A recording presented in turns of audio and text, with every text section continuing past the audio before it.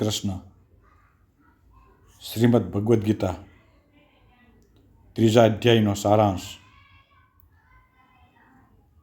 અર્જુન શ્રી કૃષ્ણને પૂછે છે કે આપ તો જ્ઞાનને જ કર્મ કરતાં વધારે સારું માનો છો, તેમ છતાં આપ મને ઘોર કર્મમાં કેમ જોડો છો? આનો પ્રત્યુત્તર આપતા શ્રી કૃષ્ણ કહે છે, કર્મ દરેકને કરવું પડે છે. કોઈ પણ મનુષ્ય એક ક્ષણ પણ કર્મ વિના રહી શકતો નથી. અન્નથી પ્રાણીઓ ઉત્પન્ન થાય છે, વરસાદથી અન્ન ઉત્પન્ન થાય છે, યજ્ઞથી વરસાદ આવે છે ને યજ્ઞ કર્મથી થાય છે. આમ યજ્ઞ કરવા માટે તો કર્મ કરવું જ પડે.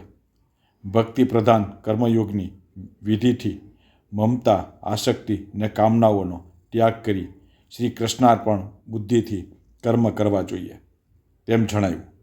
શાસ્ત્ર જે કર્મ કરવા સૂચવે છે તે કર્મ કરવા પ્રશંસા કરી અને તે ન કરવાની બુદ્ધિ ભ્રષ્ટ થાય છે, તેમ જણાવ્યું છે.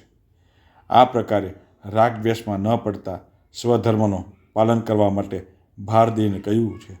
વળી કામથી પેદા થનાર બધા જ અનર્થો અંગે સમજ આપી વિવેક બુદ્ધિથી ઇન્દ્રિયોને મન પર સ્વયં રાખવા જણાવ્યું છે. જય શ્રી કૃષ્ણ.